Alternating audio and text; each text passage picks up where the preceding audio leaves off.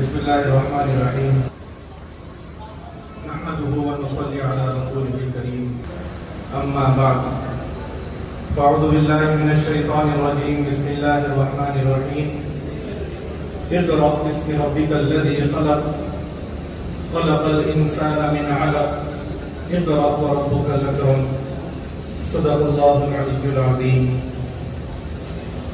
جمعیت الماہین کے مختلف شعبے ہیں، جس میں سے بہت اہم شعبہ جمعیت اوپن اسکول کا شعبہ ہے۔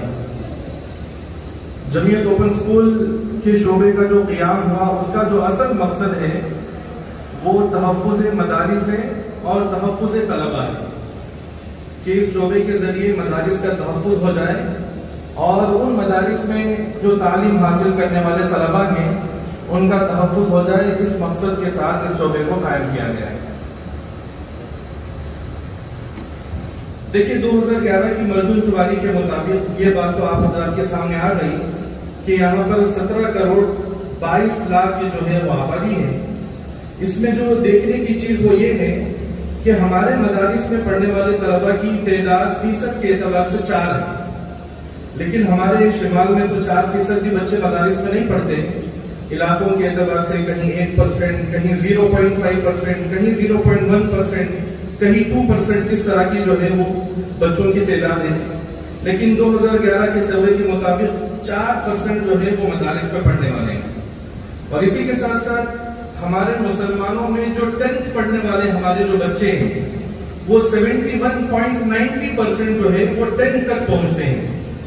10th کے بعد جو سیکنڈ PUC کرنے والے، 12ویں کرنے والے، ان کی جو پرسنٹیج ہے وہ 14.50% ہے۔ یعنی ایک بہت بڑا ریشو جو ہے 10th کے بعد وہ ڈراپ آؤٹ کا ہے، وہ اپنی آگے کی تعلیم نہیں کرتے۔ اس کے بعد ڈپلومہ ہولڈر 0.44 ہیں، اور انڈر گریجویشن 5.20 ہے، اور پوسٹ گریجویشن 3.96 ہے۔ موجودہ زمانے میں علماء کی کیا ذمہ داری ہے؟ جمعیت الماہین کا یہ ماننا ہے، یہ ہدایت ہے کہ ہندوستانی مسلمانوں کو درپیش 3 جو ہے وہ چیلنجز ہیں۔ پہلا چیلنج بھی بے روزگاری ہے، کاد الفقر ان یکون کفرا۔ دوسرا مسلمانوں کی تعلیمی، اور تیسری چیز جو ہے وہ بے قابو جذبات۔ ان 3 چیزوں پر علماء کو کام کرنے کی ضرورت ہے۔ اسی طرح درپیش مختلف چیلنجوں سے نمٹنے کے لیے درجہ ذیل خصوصیات کا ہونا ضروری ہے۔ اصطلاحات اور زبان پہ صحیح گرفت ہو۔ دوسری چیز تحقیق اور تخلیقی کام کے ساتھ موجودہ مسائل کی افہام و تفہیم ہونی چاہیے۔ اور تیسری چیز علماء اور نوجوان کے درمیان مثبت تعلق اور اسباب دعوت سے واقف ہونا، اسلوب دعوت سے واقف ہونا ضروری ہے۔ یہ 3 چیزیں ہر عالم دین میں جو میدان میں کام کرنے والے ہیں ان کے اندر ہونا ضروری ہے۔ دیکھیے جمعیت اوپن اسکول کیا ہے؟ جمعیت اوپن اسکول ایک تعلیمی ادارہ ہے جو NIUS یعنی national institute of open schooling کے فریم ورک میں مدارس سے ملحق طلبہ، فارغین، علماء، ائمہ یا ڈراپ آؤٹ طالب علموں کو اصلی تعلیم مہیا کراتا ہے۔ جمعیت اوپن اسکول کا قیام 2021 میں 19 فروری کو حضرت مولانا قاری عثمان صاحب رحمۃ اللہ علیہ کی صدارت میں مرکزی دفتر میں جو ہے یہ پہلا پروگرام ہوا تھا، وہیں پر اس شعبے کا قیام عمل میں آیا۔ سیکنڈری سطح کی تعلیم کی ضرورت و اہمیت، یعنی یہ 10ویں کی سرٹیفکیٹ کیوں ضروری ہے؟ دیکھیے جمعیت الماہین کا یہ ماننا ہے کہ 10ویں جماعت کا سرٹیفکیٹ مستقبل میں شناخت کا لازمی ثبوت بن سکتا ہے۔ یہ بہت جو ہے اہم چیز، اس پر غور کرنے کی ضرورت ہے کہ 10ویں جماعت کا سرٹیفکیٹ مستقبل میں ہر ایک کے لیے شناخت کا لازمی ثبوت بن سکتا ہے۔ دوسرا، اعلیٰ تعلیم کے ساتھ ساتھ پاسپورٹ کے لیے بھی ایک لازمی دستاویز ہے۔ اگر کوئی پاسپورٹ بنانا چاہے اور وہ مفتی صاحب ہو، شیخ الحدیث صاحب ہو، اور وہ اپنا پاسپورٹ اگر بنانے جائیں گے تو ان کے پاسپورٹ پہ ECR آئے گا، یعنی امیگریشن ریکوائرڈ۔ یہ جو ہے الٹریٹ ہے، اس طرح کا جو ہے وہ پاسپورٹ رہے گا۔ کسی بھی ملک کا یہ سفر کریں گے تو یہ علامت ان کی ہوگی۔ وہ تو شیخ الحدیث صاحب ہیں اپنی جگہ، لیکن حکومت یہ کہہ رہی ہے کہ یہ جو ہے الٹریٹ ہے۔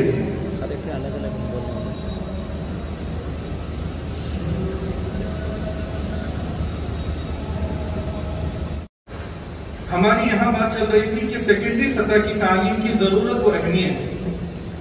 جمعیت علماء کا یہ ماننا ہے کہ 10ویں جماعت کا سرٹیفکیٹ مستقبل میں ثبوت بن سکتا ہے۔ اسی طرح اعلیٰ تعلیم کے ساتھ ساتھ پاسپورٹ کے لیے بھی ایک دستاویز، یہ ایک لازم دستاویز ہے، جیسا کہ حضرت دامت برکاتہم نے ابھی اپنی کارگزاری سنائی۔ میرا بھی پاسپورٹ جو ہے پہلے بنا ہوا تھا، اور اس پاسپورٹ میں ECR تھا، امیگریشن ریکوائرڈ، اور یہ بات جو ہے بہت زیادہ پریشان کرنے والی تھی کہ بھئی ہم مدرسے میں 16 سال پڑھے ہیں، اس کے باوجود ہمارے پاسپورٹ میں ان پڑھ لکھا ہوا ہے۔ تو اللہ کا بہت بڑا احسان ہوا، NIOS کے ذریعے سے الحمدللہ میں نے 10ویں کی، اور وہ جو ECR تھا وہ ECR ڈیلیٹ ہو کر اب ECNR ہو گیا الحمدللہ۔ تو اسی طرح کسی بھی سرکاری ملازمت، یہاں تک کہ پوسٹ مین کی نوکری کے لیے بھی 10ویں کی سرٹیفکیٹ جو ہے وہ ضروری ہے۔ اگر کسی بھی شعبے میں یا کوئی کسی تنظیم میں اگر جڑ کر رفاہی خدمت کرنا چاہے اور اس کے پاس 10ویں کی سرٹیفکیٹ نہیں ہے تو وہ خدمت نہیں کر سکتی، آج ایسے حالات ہیں۔ اچھا، یہاں پر ایک سوال ہے کہ جمعیت اوپن سکول ہی کیوں؟ یعنی مدارس کے لیے جمعیت اوپن سکول کا نظام ہی کیوں؟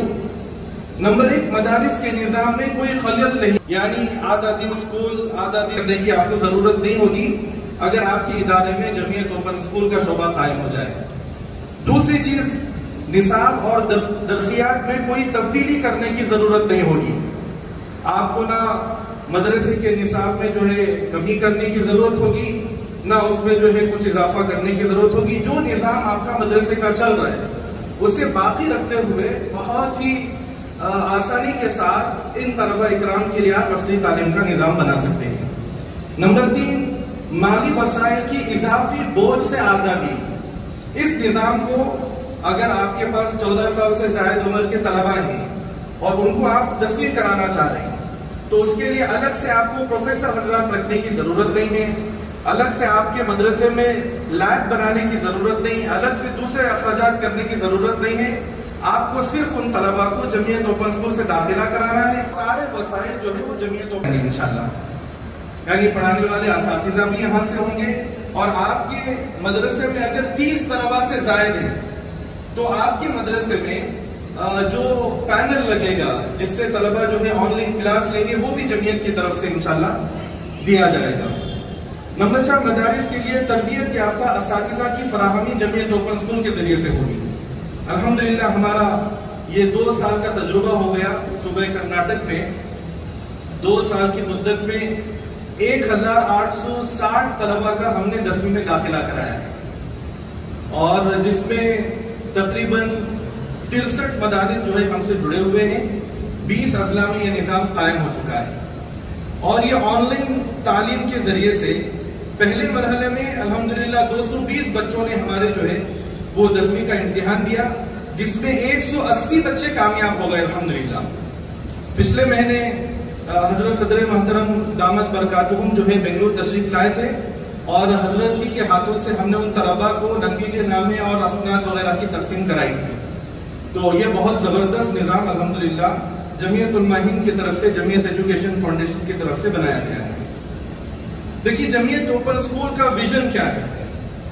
جمعیت اوپن سکول کا ویژن دینی مدارس اور ان کے فضلاء کی شبیہ کو بہتر کرنا ہے، جن پر قدامت پسندی، بنیاد پرستی، جمود پسندی اور سماجی مسائل کے کئی غیر ذمہ داریوں کا الزام عائد کیا جاتا ہے۔ نیز مدارس اسلامیہ کے اس اصلی کردار کو عیاں کرنا ہے کہ وہ علم و فن کی جامعیت کا مرکز اور سماجی، اخلاقی اور روحانی ترقی کے لیے مشعل راہ۔ دوسرا، جمعیت اوپن سکول کا مشن کیا ہے؟ جمعیت اوپن سکول کا مشن یہ ہے کہ مدرسے کے طلباء کی تربیت اور ان کی مدد کرنا ہے، تاکہ وہ مرکزی دھارے کی تعلیم حاصل کر کے امت مسلمہ کو درپیش مختلف چیلنجوں سے نمٹنے کے لیے ایک مؤثر قائد بن سکے۔ جمعیت اوپن سکول کا ہدف کیا ہے؟ جمعیت اوپن سکول کا ہدف یہ تعلیم کی فراہمی ہے تاکہ طلبہ مربوط مطالعے کے ذریعے عصری علوم کے میدان میں بھی ترقی کر سکے۔ یہ ویڈیو میں چل رہا ہے، یہ ویڈیو ہے کہ کس طرح سے جو ہے وہاں سے تعلیم کا نظام بنایا گیا ہے، اور بڑے بڑے یونیورسٹی کے پروفیسر حضرات جو ماہر ہیں اس میں، وہ حضرات کس طرح سے پڑھاتے ہیں اور بچے کس طرح کلاس اٹینڈ کرتے ہیں، اس کی یہ ویڈیو ہے، بعد میں انشاءاللہ آپ کو دکھائی جائے گی۔ مرکزی تعلیمی کونسل، مرکزی جمعیت اوپن اسکول مرکزی تعلیمی کونسل میں ہمارے یہ اکابر حضرات ہیں۔ اس میں 3 طرح کے ہمارے اکابر ذمہ دار حضرات ہیں۔ ایک تو جو ملک کے بڑے مدارس امہات المدارس کے ذمہ دار حضرات ہیں، وہ اس جمعیت اوپن اسکول کی مرکزی تعلیم میں ہیں، اور دوسرے جو عصری تعلیم میں مہارت رکھنے والے جو حضرات ہیں، پورے ملک سے ان کا انتخاب کیا گیا ہے، اور تیسرے عصری تعلیم کے میدان میں جو مہارت رکھنے والے ہیں اور جو متحرک ہیں، ایسے جمعیت کے ذمہ داروں کو اکابر کو اس میں دیا گیا ہے۔ جمعیت اوپن اسکول NIUS کے فریم ورک میں، NIUS ایک تعلیمی ادارہ ہے جو منسٹری آف ایجوکیشن کے تحت آتا ہے۔ یہ CBSE بورڈ کی طرح ایک مرکزی بورڈ ہے، یعنی جس طرح ہمارے ہندوستان میں 3 بورڈز ہیں، ایک ICSE بورڈ ہے، دوسرا CBSE بورڈ ہے، اور تیسرا جو نیشنل بورڈ ہے وہ NIUS بورڈ ہے، national institute of open schooling. اس کے علاوہ جو بورڈز ہیں وہ اسٹیٹ کے اعتبار سے اسٹیٹ بورڈز اور بہت سارے بورڈز ہو سکتے ہیں۔ تو اب تک NIUS سے 4.13 ملین کے مجموعی اندراج کے ساتھ دنیا کا سب سے بڑا اوپن اسکولنگ سسٹم ہے، یعنی 40,13,000 اس نظام سے فائدہ ہوگا۔ اسی طرح یہ 1991 کے بعد سے 3.85 یعنی 3.85 ملین طالب علموں کو سرٹیفکیٹ دیا جا چکا ہے، جس میں الحمدللہ ہمارے جمعیت اوپن اسکول کے اس 2 سالہ محنت سے تقریباً 1000 کے قریب طلبہ جو ہے وہ کامیاب ہو گئے، جن کو اسناد دے دیے گئے ہیں۔ NIUS 5 محکموں اور 23 علاقائی سینٹر، 2 ضلعی علاقائی سینٹر اور 2 NIUS سیل اور 7400 سے زائد اسٹڈی سینٹر کے ذریعے کام کرتا ہے۔ وہ وہاں پر جو ہے 74 لکھا ہے، وہ 7400 اسٹڈی سینٹر تھے۔ طلبہ اپنے تمام امتحانات کی تکمیل 5 سالوں میں بھی کر سکتے ہیں۔